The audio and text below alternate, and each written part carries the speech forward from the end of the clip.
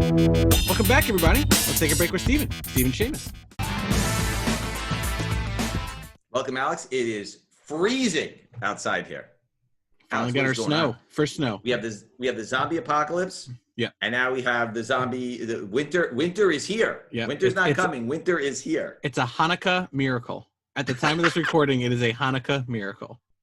You know, Festivus is coming up pretty soon. That's true. We're going to have feats of strength. Yep. I like that. That's my favorite one. Mine is airing of the grievances. Oh yeah, that makes perfect sense. Yep. Which I think maybe I'll do that on the show next week. Yeah, that's fine. And then we'll arm wrestle live, and then we'll see what happens. To me, that episode it's like inventing a holiday. It's brilliant. It's brilliant. Perfect. All right, Alex, what are we talking about today? Yeah, we've got a lot. We got a lot to talk about. We're gonna keep that Star Wars train rolling. That cheeseburger you do not want. I do not want that cheeseburger. Those fries give Yoda. Here, have my fries. Your drink. Because those books aren't stopping. Even stuff that we'll see that has nothing to do with what's going on in the TV show or what was announced in the Disney call. Some stuff is just going crazy, cuckoo bananas. We're going to talk a little bit about that Disney call that happened a little while ago. Hello. You have a call from Mickey Mouse. Is a big kid there? Well, hiya, pal. It's me, Mickey Mouse. Big news for Thor 4 with Gorr the God Killer. Abomination's going to be back in a form for a Disney Plus that we heard.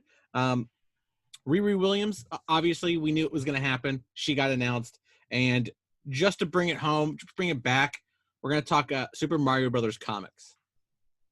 Cool. By the way, the Marvel stuff could last us like all week. We can talk about that all week. So we're going to break that up into little pieces for everybody, sort of digestible parts, digestible pieces, because it is a lot to take in. There was a lot of stuff announced. There will be more announcements on some of the other shows.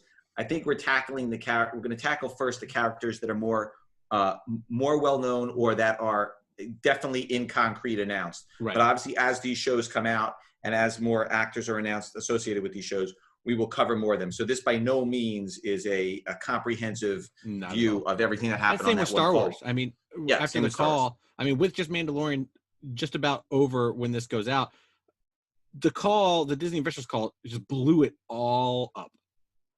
Yes. Some expected, some very unexpected, I would say, too. Yep. All right, cool. What are we talking about first, Alex? Yeah, let's keep that Star Wars train, like I said, choo-choo. Let's keep that train rolling. You do a pretty good impression of a train, Alex, by the way. Big train guy, yes. Who knows? Who knew? I don't know about that. All right, so the two characters we're going to talk about first are Cade Skywalker and Darth Nihilus. Yep. So those characters first appeared in the comics back in 2006. What can you tell us about those characters, and why are they selling for these crazy prices right now? I'll tell you that. I'll do the last question first. I have no idea why they're selling for crazy prices right now. I'm just assuming that it's just everybody's picking up first appearances because Cade Skywalker is a deep descendant of Anakin, Luke, and Ben Skywalker in the old Legends canon. This is not new canon. And as far as the last movie is concerned, that Skywalker bloodline is gone.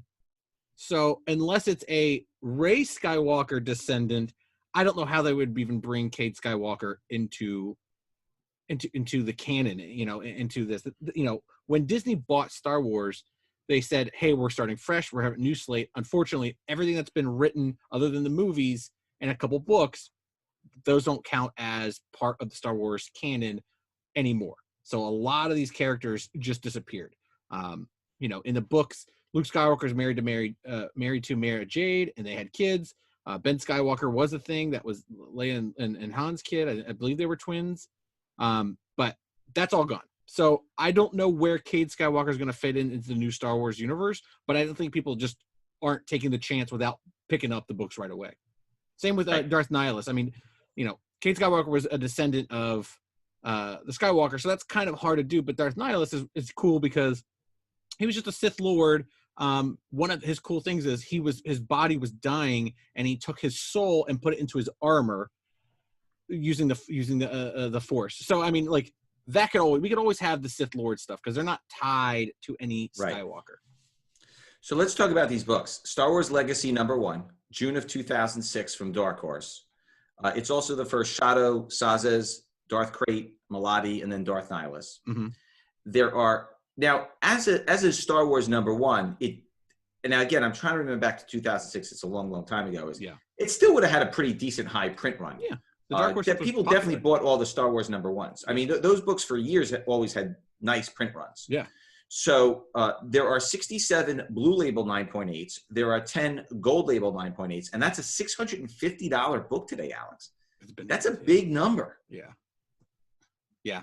So, and then interesting, which we're seeing now also, which was a different trend back then, is they used to wait to do the second and third prints. They don't really wait anymore. It's kind of funny, right? Like I look back at the second prints now and they're like, wait, they waited 5 months. Remember with the Ninja Turtles, they waited like a year? Yeah. So it's interesting how they're willing to go back to press on some of these things. So in November of 2006, 5 months later, they did the second print.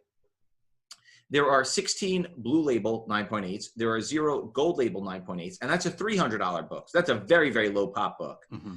And then the third print book came out the following month. And that's a $500 book.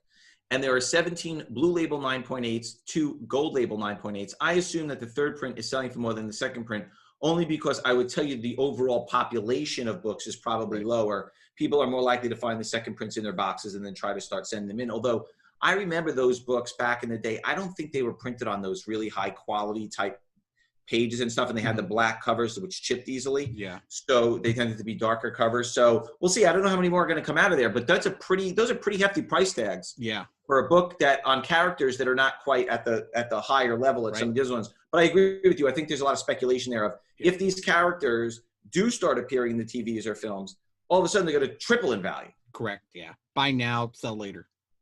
Right. And that leads us to the next Darth. What's the next Darth, Alex? Darth Bane. Darth Bane. So talk a little bit about that character. 2001, 19 years ago, Alex. Yeah, this is one of those, another Sith Lord that was a pre-Skywalker Sith Lord. Really, his cool claim to fame, other than just a great character, but he came up with the rule of there's always two. There's always a master and an apprentice for Sith.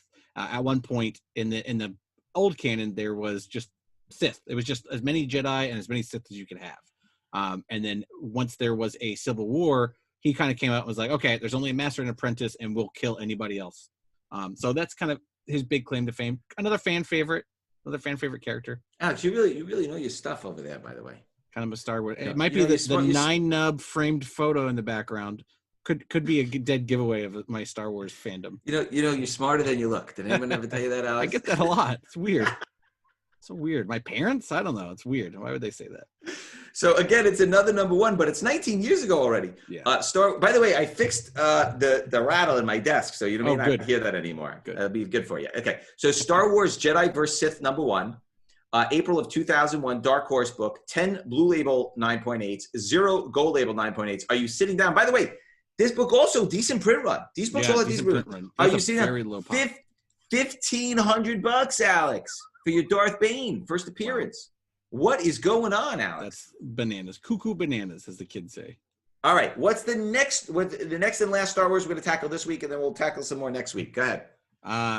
Well. Look what we have here. It's Lando Calrissian.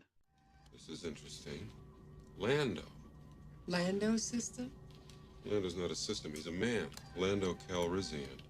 He's a card player, gambler, scoundrel. You'd like him. Yeah. So here's what's interesting is you've had two sort of legendary, one's a legendary actor, one's sort of on his way to becoming a legendary 100%, actor. Yeah. So talk a little bit about the Billy D version, talk a little bit about the Donald Glover version, and then talk a little bit about, what was announced by Disney. Yeah. I mean, everybody loves Billy D. Williams, when we see him in Empire Strikes Back, and then coming back for Return of the Jedi. I mean, he was just cool. Billy D. Williams is cool. And he was a fun character. I mean, everybody loves Lando. I don't think anybody's like, I never liked when they put Lando in the movie. Like, Lando's cool. We love him. When it was announced for Solo that Donald Glover was going to be Lando, I mean, you couldn't have picked a better person. And then there was like a photo of them like at a restaurant, like sitting down talking. I was like, oh my God, this is crazy. And then, of course, the Disney call, man, Lando TV show. Right. So we don't necessarily know who's playing Lando yet. Right. But what's interesting is this is going to shock you because the price is not what you think it's going to be. So the first appearance of Lando in the comics, which was an adaptation at the time, which, by the way, the likeness was pretty good on Billy D. Williams. Yeah. And to your point, when you look at the young Billy D. Williams and you look at Donald Glover, they are eerily similar. Yes. Like it's like you said, like they picked an actor who like really sort of, really got it right. Yeah. I mean, I don't know that they had a sort of a doppelganger like that, right? Yeah. And so that book came out in January of 1981. It was Star Wars number 43. Okay. So that run did have a pretty decent print run, and people were sending in people were never really discriminating on Star Wars books. They were sort of sending them all in to get graded because even regular run-of-the-mill Star Wars books were selling at a premium in 9.8, and there were completists. That's one of those titles that there are completists on. Right. Doesn't matter what issue. I want a 9.8. Doesn't matter what issue, they do get it. So there is a decent pop on it, but the price is very low to me. So there are 136 blue label 9.8s. There are 12 gold label 9.8s. To me, that would be a great candidate to get signed by Billy D or or Donald. It's about a $350 book. I think that book has a lot of upside. Look at the other prices we're talking about, right? Like that book has a lot of upside, Alex. I mean, again, you're talking about 1981. It's a 39-year-old book. It's almost 40 years old. Yeah, and 9.8s in those books, you're not finding new ones. Legacies and stuff like that, there could be case counts somewhere. We don't know. Yeah. I mean, there's definitely someone in a basement. You got a case? Oh boy, if I could just drive to the Midtown warehouse and start looking through stuff, I would. Trust me, I would.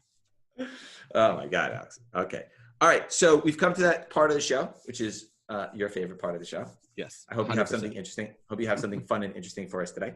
So I'm going to give you my spectacular drum roll. You ready? Always. I don't know if my table is going to give you the same rattle because that's okay. We can add it in. We can After Effects. You'll add it in. Yeah. By the way, I watched the Bee Gees documentary on HBO. And did you hear the Saturday Night Live, Saturday Night Fever riff where they did the drums? The drummer had to leave. This is the best part of the whole film. The drummer had to leave the studio, and they didn't have the drummer, so they cut the tape. And if you listen to the opening beat, it's actually just on replay from the original drummer. Yeah. It's crazy. So anyway, just a little fun fact there. Watch it. It's a good documentary. All right, here we go. I don't know if you can hear that. We got it. Alex's pick of the week. What do you got for us, Alex? Yeah, let's just keep talking about Star Wars. I mean, I don't think I can stop. It's crazy, right? Star Wars. I'm going to take it a little sideways though.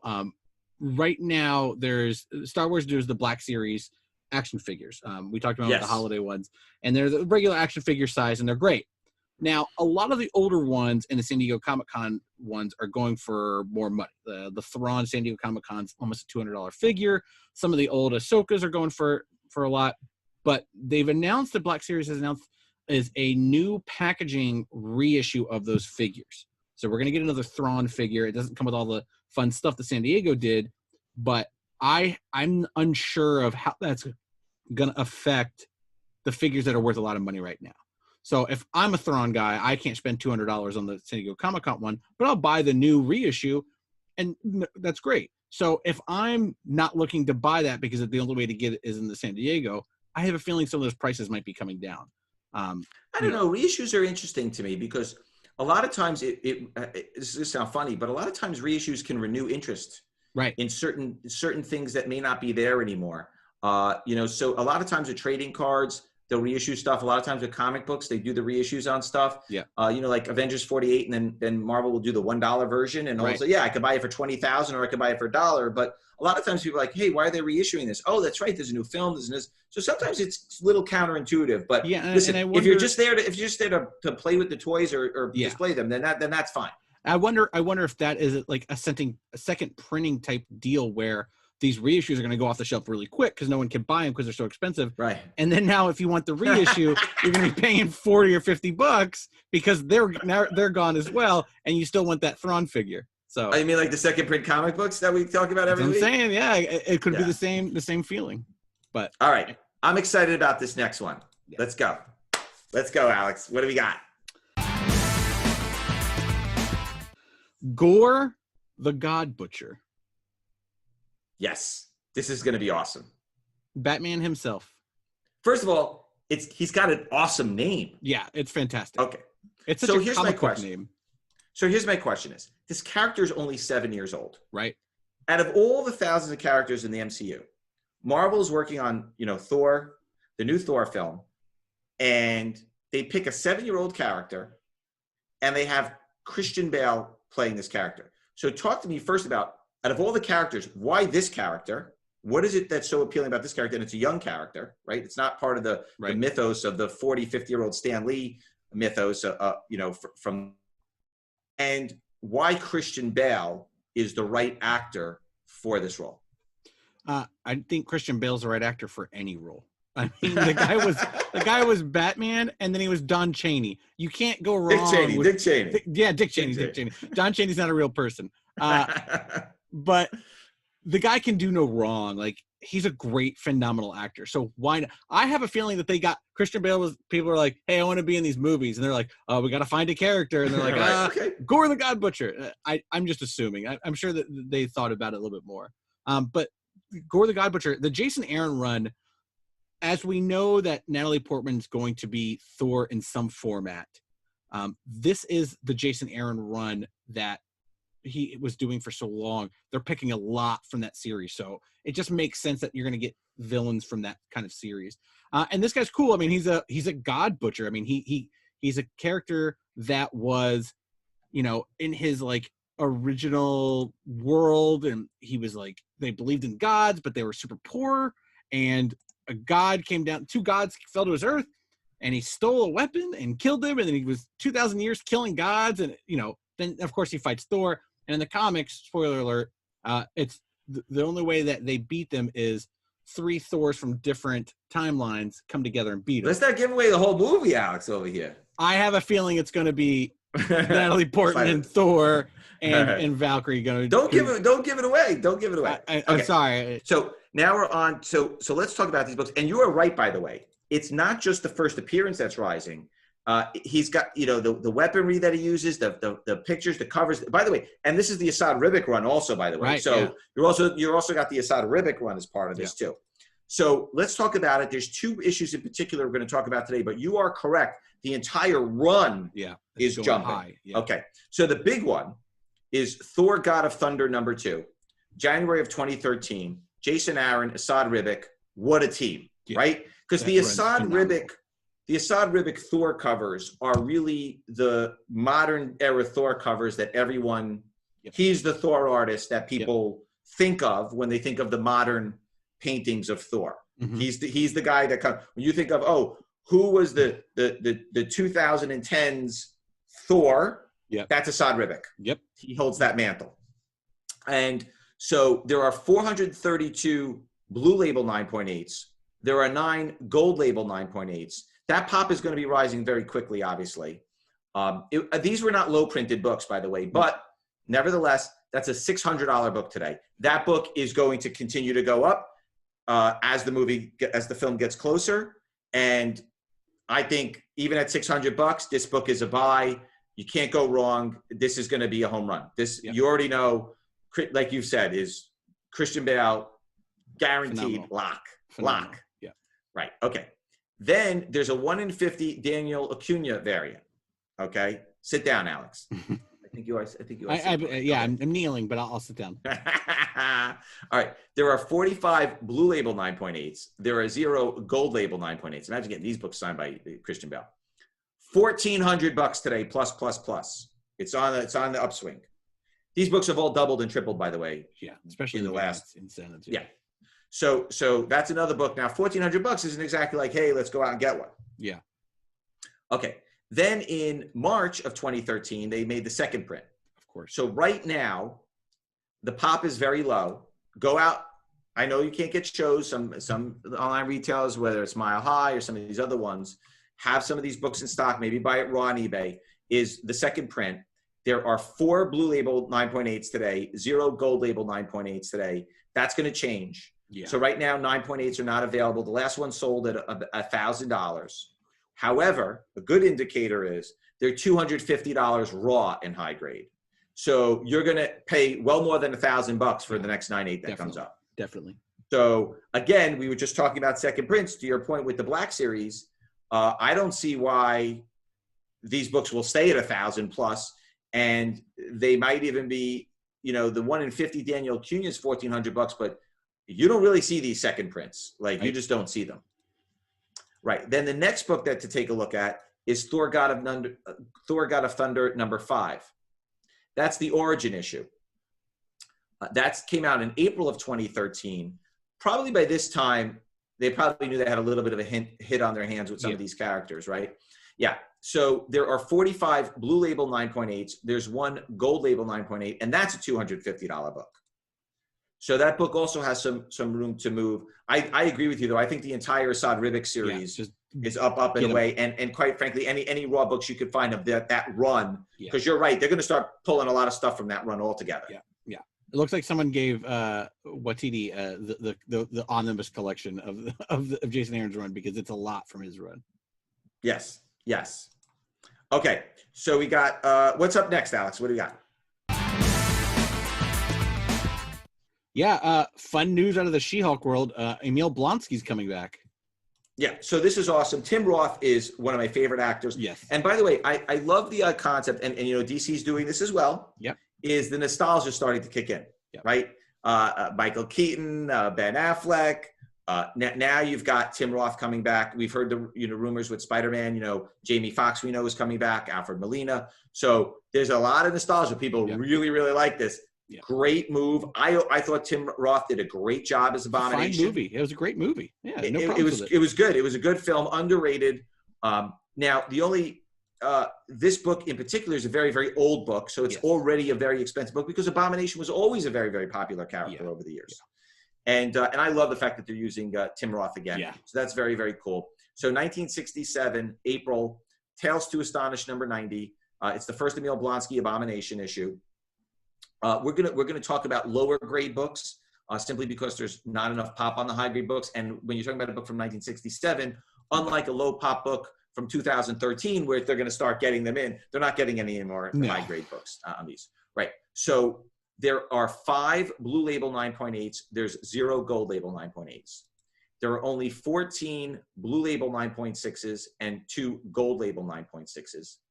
There are 46 9.4 Blue Labels and 0 9.4 Gold Labels. So we'll talk about 9.4, because now at least you have some pop. Right. You have a 46 pop on it, so you have enough of a sample size to do that.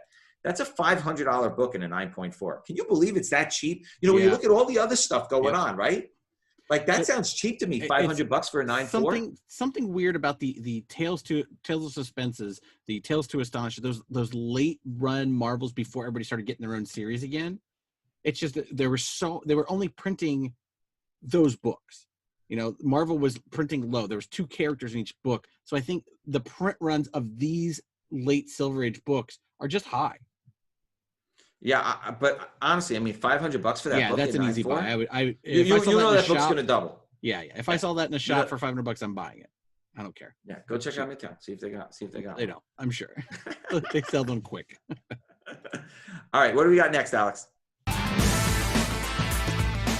We've already had a fun episode about Riri, but I mean, just the announcement that it's going to happen kicks everything up that much more. Yeah, so these books are on a rocket ship. It's no slowing down. We have talked about this in the past. It's updated since then, so we'll go through it quickly for you. Invincible Iron Man number 9, July of 2016. The Mike Deodato basic cover, 527 Blue Label 9.8s, 13 Gold Label 9.8s. That's a $500 book. There is a Chris Turcotte variant cover. There are only 83 Blue Label 9.8s. There's only 1 Gold Label 9.8. That's a $2,500 book today, Alex. Wish I had. That's what I'm saying to you, like Abomination from. Yeah, that's bananas. Right? Yeah. It's bananas. It just shows you where the market is right now. And then in October of 2016, there was a second print Mike Deodato cover. There are 53 Blue Label 9.8s. There are 0 Gold Label 9.8s. And that book's $500, again, with the second print. But that one has 1/10 of the pop of the regular Mike Deodato cover. So it's 1/10 the pop, same price. Again, we've said this to many times. I do think that there's going to come a day of reckoning with these second and third prints, with these very, very low print runs, where you just can't get them in high grade because they weren't really sending them out to CGC, I think you're going to see a huge, huge run on these things. Yeah, agreed. All right, cool. All right, and what's last on the list? We got a little bit of a change of a pace, right? Yeah, let's talk about the early Valiant comics, and specifically Super Mario Brothers. So what's interesting about Super Mario Brothers, and I wanted to start bringing up these topics, is the explosion in the video game sales. When you look at video game sales, and when you look at the classics like Donkey Kong and Super Mario Brothers and WWF before it was WWE, and a lot of the iconic video games from back in the day, they're selling for astronomical numbers. I mean, they've skyrocketed in value. That has spilled over a little bit into the non-sports trading cards, which we'll address at a future show, because that stuff has been going crazy. And also the comic books. There's a real nostalgia feel for this stuff. And if you were a fan of this stuff 20, 30 years ago, you want all of it. Just like, you know, you've got Star Wars posters in your background. You've got Star Wars action figures. You've got Star Wars statues and busts and comic books. And you've got it all because that's what you like. Right. So this is an interesting topic. I do think there's going to be more interest in this stuff moving forward. Why don't you talk about Super Mario Brothers and the special place it has in the hearts of video game fans, and why this book, and what do we expect to see from maybe some of these other similar type stories as well? Yeah, I mean, there's not as a video game character. It's Super Mario. It's Mario. It's Luigi. That is the most famous character from video games you're gonna get. That's it, and nothing's going to change that. It is the most nostalgic era of video games when the Nintendo Entertainment System came out and hit the U.S. and it blew up home video game systems. And then every system after that, you're getting a new Mario Brothers, and it's the best game. People love it. Super Mario Brothers 3D All-Stars just came out for Switch. I mean, and that was highly sold. Like, no one's not going to want to ever play Mario Brothers. The Game & Watch system, which we talked about last week, it's Mario Brothers 1 on a handheld game, and I bought one, of course, because I love Mario.